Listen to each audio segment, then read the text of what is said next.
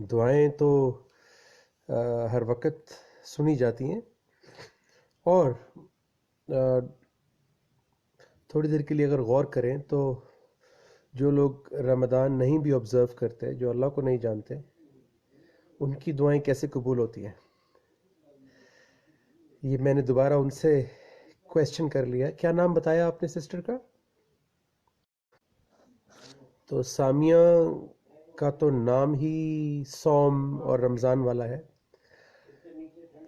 But Samiya سے میرا سوال یہ ہے کہ جو لوگ رمضان نہیں آبزرو کرتے یا جو مسلمان نہیں ہیں، تو ان کی دعائیں پھر کیسے قبول ہوتی ہیں اگر دعائیں صرف رمضان میں قبول ہوتی ہیں؟ میرا پہلا سوال. دوسرا سوال یہ ہے کہ رمضان دعائیں قبول ہونے کا ان کا کرائیٹیرین کیا ہے؟ کیونکہ اب ان سے جو کہ بات نہیں ہو رہی تو میں گیس کر سکتا ہوں، کیونکہ عام طور پہ ہم کسی بھی گھرانے میں پیدا ہوئے ہوں، مسلمان، ہندو، کرسچن، جو کسی بھی مذہب کا کانسیپٹ ہو ہمارا، ہم یوزلی دعا مانگ کے ویٹ کرتے ہیں قبولیت کا. اگر وہ کام ہو جائے تو ہم کہتے ہیں کہ ہماری دعا قبول ہو گئی. یہی ایک ہم نے کرائیٹیریا رکھا ہوا ہے انسانوں نے کہ اللہ نے قبول کر لی دعا. جب نہیں ہوتی تو ہم کہتے ہیں اللہ کی مرضی نہیں تھی، بھگوان کی اکشا نہیں تھی. جو بھی ہمارے معبود ہوتے ہیں ہم کہتے ہیں کہ ان کو منظور نہیں تھا، اور اس کے ہاں دیر ہے اندھیر نہیں ہے. اس طرح کی باتیں ہم سب کرتے ہیں.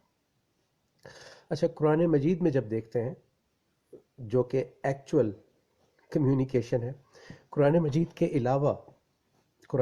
کے علاوہ جو ہمارے کانسیپٹس جو بنے ہوئے ہیں ان کی کوئی تصدیق اور دلیل چونکہ نہیں ہے. اور اللہ کے رسول صلی اللہ علیہ وآلہ وسلم نے فرمایا کہ تم اللہ سے رجوع، یعنی اللہ سے رابطہ، اس چیز سے بڑھ کر کسی چیز سے نہیں کر سکتے جو اس کے اندر سے نکلی ہے، یعنی القرآن. اب قرآن ہم جانتے نہیں ہیں تو پھر ہم گیس ورک کرتے ہیں، ہم اسیوم کرتے ہیں. آپ کو پتہ ہے کہ اسلام کے آنے سے پہلے، یعنی عربیہ میں اسلام کے آنے سے پہلے، اسلام تو پہلے سے ہے، عربیہ میں اسلام کے آنے سے پہلے لوگ جن سے مانگتے تھے اس میں بڑے بڑے معبود تھے. ہبل، یعوق، نصر، سوا، عزا، اس طرح کے بہت سارے انہوں نے امیجز اور بت بنائے ہوئے تھے. لیکن وہ ان سے جب پراتھنا یا جو بھی مانگتے تھے تو وہ کبھی ان کے سامنے ایروز کو پھینکتے تھے، کبھی کوئنز کو. اس طرح کی انہوں نے چیزیں بنائی ہوئی تھی جس سے وہ یہ ڈرائیو کر لیتے تھے، اسیوم کر لیتے تھے کہ ہماری بات مانی جائے گی یا نہیں مانی جائے گی. جنگ پہ جانے سے پہلے ہبل سے پوچھتے تھے. اسی طرح جس کو عزت چاہیے ہوتی تھی وہ عزا سے پوچھتا تھا. لیکن اصل بات یہ تھی کہ اسیوم وہ خود ہی کرتے تھے، گیس ورک وہ خود ہی کرتے تھے. کسی کو خواب میں آتا تھا، کسی کا کوئی وہ ایرو جس طرف گر گیا، کوئن جس طرف گر گیا، وہ خود سے اخذ کر لیتے تھے. But there was no communication, because Quran نے آ کے لوگوں کو کمیونیکیشن دی کہ اللہ سنتے تو ہیں لیکن جواب اپنے کلام سے، قرآن سے دیتے ہیں. تو قرآن مجید میں دعاؤں کے ریاکشن میں جو ورڈ آیا ہے وہ آیا ہے جواب، ناٹ قبولیت. قبول تو کرتے ہی ہے اللہ، یقبل التوبہ، وہ توبہ کو قبول کرتے ہیں، یعنی ایکسیپٹ کرتے ہیں. آپ زندگی کے کسی سٹیج پہ بھی توبہ کر سکتے ہیں، مڑ سکتے ہیں اس کی طرف، ٹرن بیک کر سکتے ہیں. جب بھی دعا کا ورڈ آیا ہے کہ اس نے دعا کی، پکارا اپنے رب کو، تو آگے سے جواب آیا ہے. آگے لکھا ہوا ہے فَاسْتَجَبْنَا لَهُ، ہم نے اس کو جواب دیا. اور پھر کہتے ہیں سورہ بقرہ کی 186 نمبر آیت میں وَإِذَا سَأَلَكَ عِبَادِي عَنِّي، اور جب میرے بندے تجھ سے، یعنی اللہ کے رسول صلی اللہ علیہ وسلم سے، میرے بارے میں سوال کریں، یعنی اللہ کے بارے میں، تو فَإِنِّي قریب، میں ان کے بہت قریب ہوں. اور قرآن مجید نے بتایا کہ اللہ ہماری شہرک سے بھی، جگلر وین سے بھی زیادہ قریب ہیں. ہم ان کو باہر آسمانوں میں اور بہت ساری جگہوں پہ ڈھونڈ رہے ہوتے ہیں.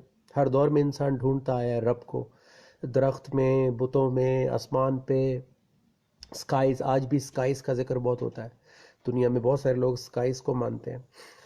تو اللہ تعالیٰ کہہ رہے ہیں فَإِنِّي قریب، میں ان کے بہت قریب ہوں، شارک سے زیادہ قریب ہوں. اور اجیبو، میں جواب دیتا ہوں، دعوت الدائی، دعا کرنے والے کی دعا کا، اذا دعان، جب بھی وہ دعا کرتا ہے.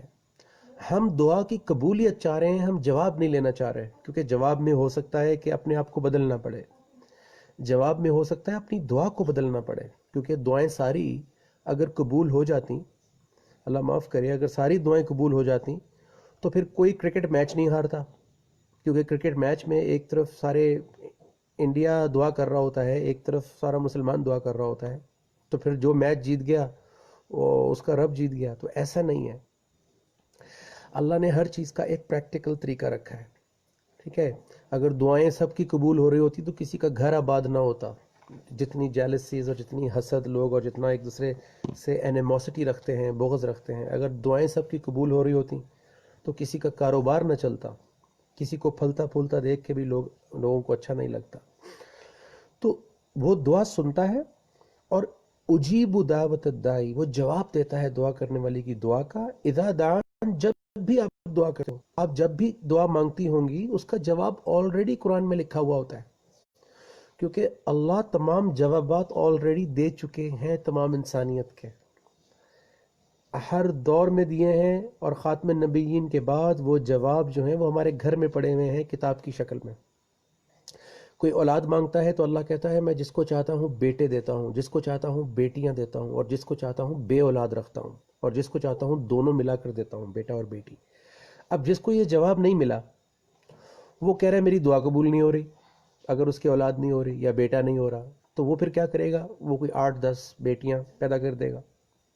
اچھا، پھر وہ فرض کریں پھر بھی نہیں ہو رہا تو پھر وہ کسی مزار پہ جا کے دعا مانگے گا، پھر وہ لوگوں کے پاس جائے گا، پھر لوگ کاروبار کریں گے اس سے کہ یہ دوائی کھاؤ، یہ کرو.